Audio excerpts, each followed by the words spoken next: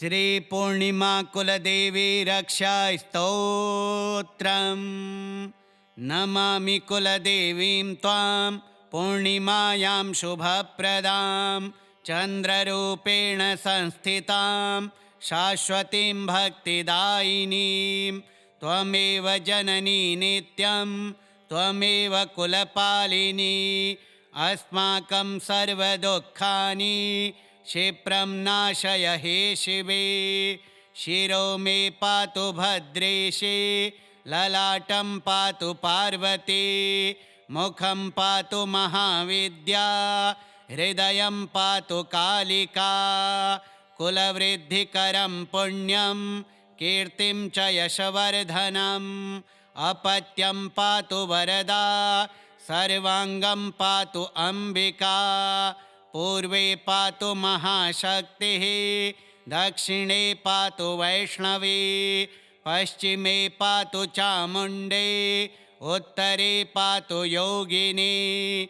गृहे पातु गृहिणीरूपा बहिः पातु वनस्थिता। भये सङ्कटे घोरे रक्षां कुर्यात् कुलेश्वरी। सर्वबाधा विनिर्मुक्तं कुलं नित्यं सुखी भवेत्। शत्रुक्षयं रोगमुक्तिं देहि मां च करुणाकरी। भक्तिं मे निश्चलां देहि त्वत्पादेषु निरन्तरं। पुनर्जन्म भयं हत्वा मोक्षं देहि वरानने। इदं स्तोत्रं पठेन्नित्यं कुलदेव्याः प्रशान्तये। तस्य वंशः सदा वृद्धिं कुलदेवी प्रदास्यति। नमामि कुलदेवीं त्वां पूर्णिमायां शुभप्रदां चन्द्ररूपेण संस्थितां शाश्वतीं भक्तिदायिनीं। त्वमेव जननी नित्यं त्वमेव कुलपालिनी अस्माकं सर्वदुःखानि क्षिप्रं नाशय हे शिवे। शिरो मे पातु भद्रेशे ललाटं पातु पार्वती मुखं पातु महाविद्या हृदयं पातु कालिका। कुलवृद्धिकरं पुण्यं कीर्तिं च यशवर्धनम् अपत्यं पातु वरदा सर्वाङ्गं पातु अम्बिका। पूर्वे पातु महाशक्तिः दक्षिणे पातु वैष्णवी पश्चिमे पातु चामुण्डे उत्तरे पातु योगिनी। गृहे पातु गृहिणीरूपा बहिः पातु वनस्थिता। भये सङ्कटे घोरे रक्षां कुर्यात् कुलेश्वरी। सर्वबाधा विनिर्मुक्तं कुलं नित्यं सुखी भवेत्। शत्रुक्षयं रोगमुक्तिं देहि मां च करुणाकरी। भक्तिं मे निश्चलां देहि त्वत्पादेषु निरन्तरं। पुनर्जन्म भयं हत्वा मोक्षं देहि वरानने। इदं स्तोत्रं पठेन्नित्यं कुलदेव्याः प्रशान्तये। तस्य वंशः सदा वृद्धिं कुलदेवी प्रदास्यति। नमामि कुलदेवीं त्वां पूर्णिमायां शुभप्रदां चन्द्ररूपेण संस्थितां शाश्वतीं भक्तिदायिनीं। त्वमेव जननी नित्यं त्वमेव कुलपालिनी अस्माकं सर्वदुःखानि क्षिप्रं नाशय हे शिवे। शिरो मे पातु भद्रेशे ललाटं पातु पार्वती मुखं पातु महाविद्या हृदयं पातु कालिका। कुलवृद्धिकरं पुण्यं कीर्तिं च यशवर्धनम् अपत्यं पातु वरदा सर्वाङ्गं पातु अम्बिका। पूर्वे पातु महाशक्तिः दक्षिणे पातु वैष्णवी पश्चिमे पातु चामुण्डे उत्तरे पातु योगिनी। गृहे पातु गृहिणीरूपा बहिः पातु वनस्थिता भये सङ्कटे घोरे रक्षां कुर्यात् कुलेश्वरी सर्वबाधा विनिर्मुक्तं कुलं नित्यं सुखी भवेत् शत्रुक्षयं रोगमुक्तिं देहि मां च करुणाकरी भक्तिं मे निश्चलां देहि त्वत्पादेषु निरन्तरं पुनर्जन्म भयं हत्वा मोक्षं देहि वरानने इदं स्तोत्रं पठेन्नित्यं कुलदेव्याः प्रशान्तये तस्य वंशः सदा वृद्धिं कुलदेवी प्रदास्यति नमामि कुलदेवीं त्वां पूर्णिमायां शुभप्रदां चन्द्ररूपेण संस्थितां शाश्वतीं भक्तिदायिनीं त्वमेव जननी नित्यं त्वमेव कुलपालिनी अस्माकं सर्वदुःखानि क्षिप्रं नाशय हे शिवे शिरो मे पातु भद्रेशे ललाटं पातु पार्वती मुखं पातु महाविद्या हृदयं पातु कालिका कुलवृद्धिकरं पुण्यं कीर्तिं च यशवर्धनम् अपत्यं पातु वरदा सर्वाङ्गं पातु अम्बिका पूर्वे पातु महाशक्तिः दक्षिणे पातु वैष्णवी पश्चिमे पातु चामुण्डे उत्तरे पातु योगिनी गृहे पातु गृहिणीरूपा बहिः पातु वनस्थिता भये सङ्कटे घोरे रक्षां कुर्यात् कुलेश्वरी सर्वबाधा विनिर्मुक्तं कुलं नित्यं सुखी भवेत् शत्रुक्षयं रोगमुक्तिं देहि मां च करुणाकरी भक्तिं मे निश्चलां देहि त्वत्पादेषु निरन्तरं पुनर्जन्म भयं हत्वा मोक्षं देहि वरानने इदं स्तोत्रं पठेन्नित्यं कुलदेव्याः प्रशान्तये तस्य वंशः सदा वृद्धिं कुलदेवी प्रदास्यति नमामि कुलदेवीं त्वां पूर्णिमायां शुभप्रदां चन्द्ररूपेण संस्थितां शाश्वतीं भक्तिदायिनीं त्वमेव जननी नित्यं त्वमेव कुलपालिनी अस्माकं सर्वदुःखानि क्षिप्रं नाशय हे शिवे शिरो मे पातु भद्रेशे ललाटं पातु पार्वती मुखं पातु महाविद्या हृदयं पातु कालिका कुलवृद्धिकरं पुण्यं कीर्तिं च यशवर्धनम् अपत्यं पातु वरदा सर्वाङ्गं पातु अम्बिका पूर्वे पातु महाशक्तिः दक्षिणे पातु वैष्णवी पश्चिमे पातु चामुण्डे उत्तरे पातु योगिनी गृहे पातु गृहिणीरूपा बहिः पातु वनस्थिता भये सङ्कटे घोरे रक्षां कुर्यात् कुलेश्वरी सर्वबाधा विनिर्मुक्तं कुलं नित्यं सुखी भवेत् शत्रुक्षयं रोगमुक्तिं देहि मां च करुणाकरी भक्तिं मे निश्चलां देहि त्वत्पादेषु निरन्तरं पुनर्जन्म भयं हत्वा मोक्षं देहि वरानने इदं स्तोत्रं पठेन्नित्यं कुलदेव्याः प्रशान्तये तस्य वंशः सदा वृद्धिं कुलदेवी प्रदास्यति नमामि कुलदेवीं त्वां पूर्णिमायां शुभप्रदां चन्द्ररूपेण संस्थितां शाश्वतीं भक्तिदायिनीं त्वमेव जननी नित्यं त्वमेव कुलपालिनी अस्माकं सर्वदुःखानि क्षिप्रं नाशय हे शिवे।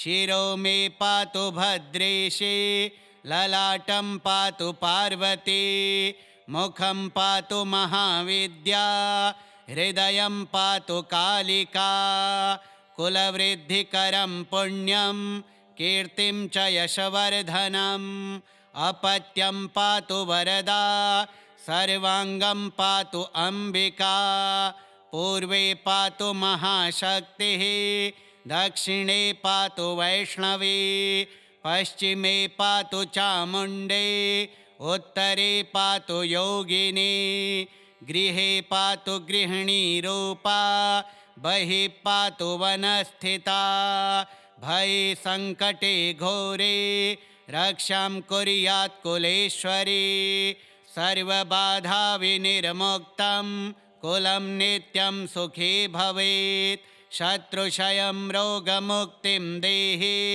मां च करुणाकरी भक्तिं मे निश्चलां देहि त्वत्पादेषु निरन्तरं पुनर्जन्म भयं हत्वा मोक्षं देहि वरानने इदं स्तोत्रं पठेन्नित्यं कुलदेव्याः प्रशान्तये तस्य वंशः सदा वृद्धिं कुलदेवी प्रदास्यति नमामि कुलदेवीं त्वां पूर्णिमायां शुभप्रदां चन्द्ररूपेण संस्थितां शाश्वतीं भक्तिदायिनीं त्वमेव जननी नित्यं त्वमेव कुलपालिनी अस्माकं सर्वदुःखानि क्षिप्रं नाशय हे शिवे।